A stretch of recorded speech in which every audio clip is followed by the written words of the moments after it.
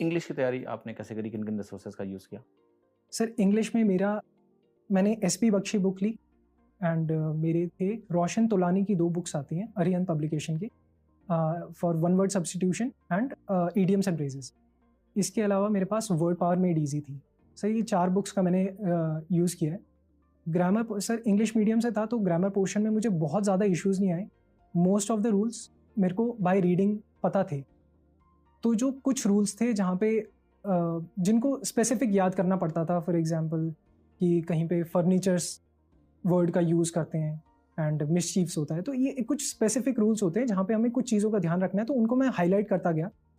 तो मेनली मेरे पास 25 रूल्स के आसपास ऐसे आए थे जो मुझे याद करने थे एंड उनके एप्लीकेशन सीखनी थी। बाकी मोस्ट ऑफ द रूल्स मेरे को पहले से पता थे रीडिंग के थ्रू? रीडिंग के through, yes sir. Previous year questions भी आपने इंग्लिश में किए?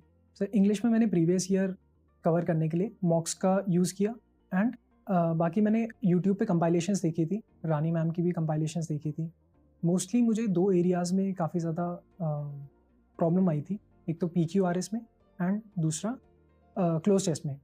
सर PQRS में मैंने 2018 में बहुत मार्क्स लूज़ करे थे, मतलब मेजर चंक मेरा वही था जहाँ पे मेरे गलत हुए थे क्वेश्चंस। तो मुझे पता था कि PQRS ही एक वो एरिया है जहाँ पे मैं काफ़ी ज़्यादा बेनिफिट गेन कर सकता हूँ। तो इसलिए मैंने PQRS जो था ऑलमोस्ट 1-1.5 महीना पहले वो PQRS मैंने लगाने शुरू करे। डेली के मेरा था कि 10 PQRS तो करने ही करने, तो वो 10 PQRS मैंने एग्जाम टाइम तक करे थे एंड उसकी वजह से मुझे काफ़ी ज़्यादा बेनिफिट हुआ।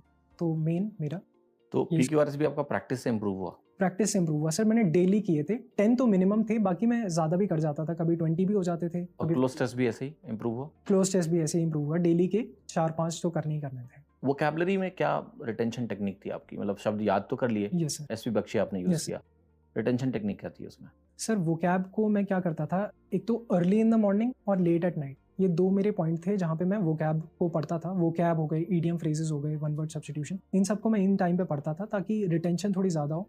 एंड पढ़ने से पहले मैं प्रीवियस जो भी मैंने याद किए थे उनसे मैं जस्ट गो थ्रू हो जाता था। ऐसा नहीं था कि लाइक पूरा मैं टाइम इन्वेस्ट कर रहा हूँ, उनसे जस्ट गो थ्रू हो जाता था एंड देन वीक के एंड में मैं ये चीज़ से वापस गो थ्रू होता था कि मैंने एंटायर वीक में मैंने क्या पढ़ा है, ताकि वो रिटेंशन इंप्रूव होती रहे। And on top of that मैं क्या करता था कि कुछ सेंटेंसेस फ्रेम कर लिए, अलग अलग वेज में ट्राई करता था कि स्टोरीज क्रिएट कर ली, या फिर मैंने ऑपोजिट वर्ड्स लाइक एग्जैसरबेट और अमेलियोरेट, तो मैंने ऐसे पढ़ना स्टार्ट किया। तो इससे मेरी रिटेंशन में काफ़ी इंप्रूवमेंट आई। लिंकिंग से फ़ायदा मिला? लिंकिंग से फ़ायदा मिला।